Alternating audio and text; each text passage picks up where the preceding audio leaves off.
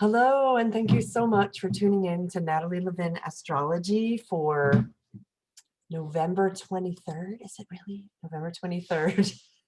Monday at 2020. I'm Natalie Levin. I invite you to reach out to me if you're interested in knowing how the planets are affecting you and your chart. I find it so helpful to have that information. It's so shame reducing for me. Right now we have the moon is conjunct, which means it's conjoined with Neptune in Pisces, which means I'm feeling particularly great because I have my sun and my Mercury in Pisces, and they're very close to this conjunction.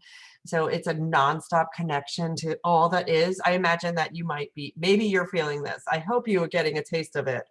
You're feeling all that is. I am connected to everyone. I remember that I was his mother, I was her child, I was that person's sister, I was Hitler's brother. I mean, really, we all were related in all ways, and this is a time when that might be, you might be able to access that memory.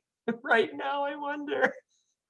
I bet some of you, to some of you, that sounds like total cuckoo bananas.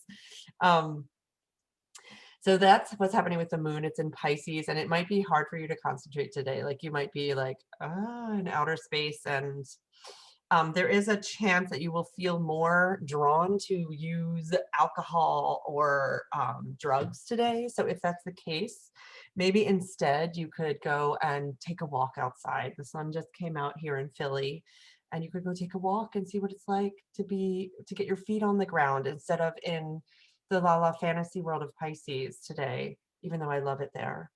The sun is in Sagittarius.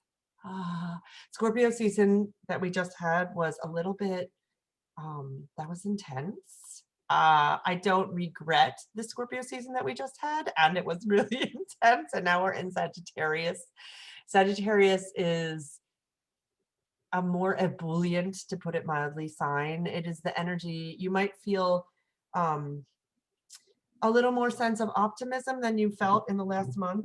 I don't know if we could say optimism. Maybe you feel some sense of sparkly lightness. Like Sagittarius energy is, Rick Levine says, it's the energy of starlight that is so far away and sparkling at us. Or for me, Sagittarius energy is, I have embers in my hand. I have burning embers, and I blow them and they sparkle out into the world. It made me burp because of so much ebullience. It's bubbly ebullience. And we have also, what else is happening today? I would say that with the ebullience, you might be aware of like this ache in you of this connection to the cosmic pain and grief of that we're experiencing on this planet right now. So it's a tension that we're holding as a collective. Like I am feeling both pain and grief, and also a slight sense of glimmer of starlight joy, because I'm saying that because the sun is trining Chiron in Aries. And we have this continuous energy of people leaving their bodies, animals leaving their bodies, which is very ordinary. The spirit leaving its body is an ordinary experience, and we as a collective have been taught to run away from that.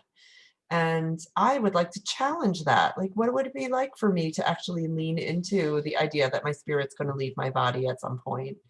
What would that feel like? How would that change the way I live? I'm so glad you tuned in. Thank you for watching. I am so happy to be with you. And again, please feel free to reach out. I'm booked for this week, but I might have some openings next week. I'm so glad to be with you. Take good care.